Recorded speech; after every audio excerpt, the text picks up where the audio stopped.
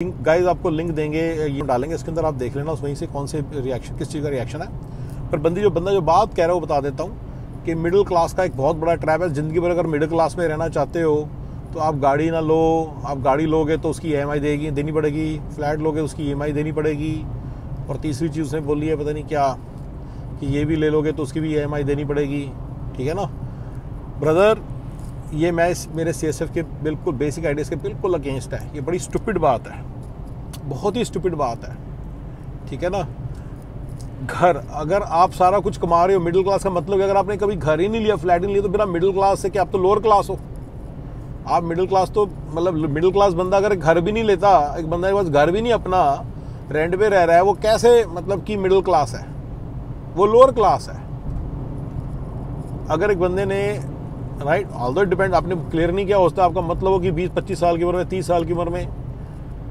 But brother, किराए के घर में रहने से इंडिया में जो बेइज्जती है, जो शान है आपकी अपने खुद के घर की, वो जानते हो आप। और जो रेंट के घर में रहने में जो बेइज्जती है, उसका अंदाजा है आपको कि क्या मैं बात बोल रहा हूँ? That's one.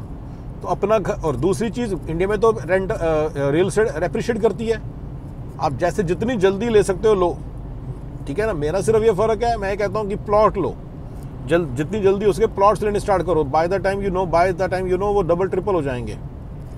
ठीक है ना, वो ट्रिपल हो जाएंगे।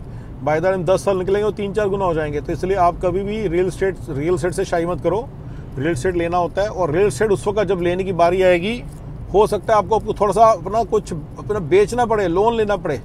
लोन लेने से बिल्कुल नहीं डरना रियल एस्टेट लेते समय, ये याद रखिएगा। मैं आपको बता रहा हूँ कि लोन लेने से कभी नहीं डरना।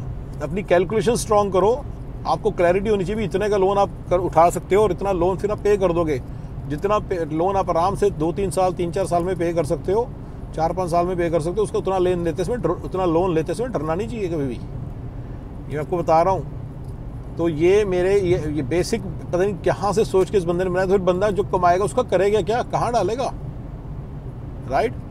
और how will he make his life, जो उसकी सारी अर्निंग उसको इन्फ्लेशन प्रूफ कैसे करेगा? मेरा ये मानना है कि इंडिया में तो या पाकिस्तान में तो CSF के प्रिंसिपल्स को, बेसिक प्रिंसिपल्स को फॉलो करके बंदा बहुत जल्दी एक अच्छी खासी नेटवर्थ खड़ी कर सकता है, अच्छा खासा कैश फ्लो खड़ा कर सकता है। वो अमेरिका के साथ लगने वाली जॉब्स ले और इंडिया के अंदर रियल एस्टेट लेता चला जाए। यही मेरे किसी ने मुझसे पूछा सोल्यूशन क्या है सर, करोड़पति कैसे बने? भैया ऐसे बनेंगे, दिस इज द सोल्यूशन।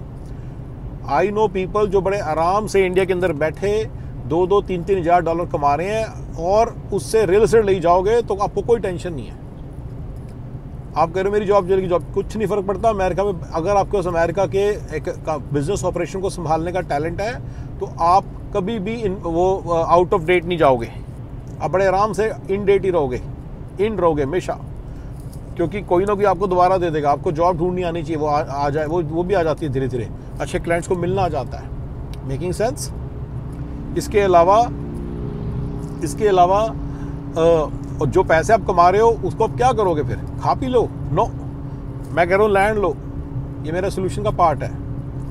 आप लैंड लो। तो ये बंदा क्या कह रहा है, लोगों को क्या बता रहा है? So I am totally against this. अब गाड़ी के ऊपर आ जाते हैं, लैंड ले लो, ये ले लो। Maybe very first few years, 3-4 साल में मतलब, पर जब आपके अंदर पास 1 करोड़ की लैंड इकट्ठी हो गई, आप गाड़ी भी लो यार, अच्छी गाड़ी। आपके पहले गाड़ी शुरू में गाड़ी में आप बैठते हो, धीरे धीरे गाड़ी आपके अंदर बैठ जाती है। Making sense?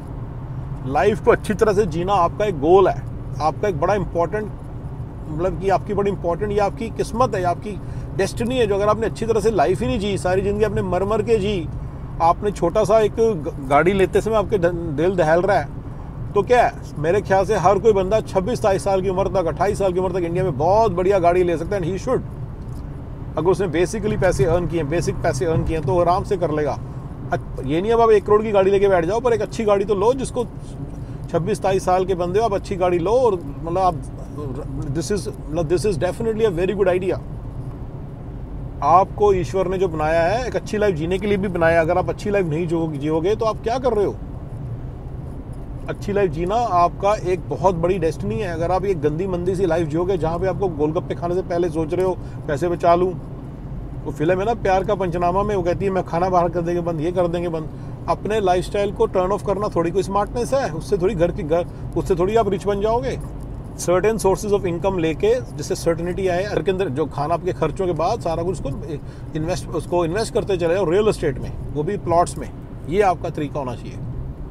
और मैं नहीं मानता कि खाने के ऊपर रोक लगा के एंड 4-5 साल के अंदर अंदर गाड़ी पे रोक लगा के आपके को इतने पैसे बच रहे हैं। 10 लाख की गाड़ी नहीं है, 7 साल की किस्त है, क्या हो गया? 10 लाख कुछ भी नहीं होते ब्रदर। 10 लाख तो आप एक 27 साल की उम्र में आपको हर 3 महीने में कमाने हैं। तो अगर आपने गाड़ी ले भी ली तो क्या हो गया?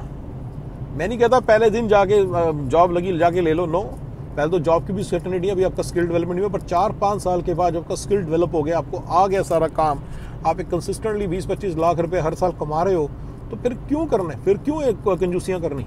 अपनी पर्सनैलिटी को डेवलप करो। आपकी पर्सनैलिटी डेवलप होगी, अगर आपका गाड़ी होती है तो आपको पास एक पर्सनैलिटी होती है, आपको उसका फायदा होता है। ठीक है, तो ये मेरा उसका रिएक्शन वीडियो है। मैं नहीं मानता कि बंदे की एडवाइस ठीक है, ये बिल्कुल गलत एडवाइस है और मेरे CSF प्रिंसिपल्स के बिल्कुल अगेंस्ट है।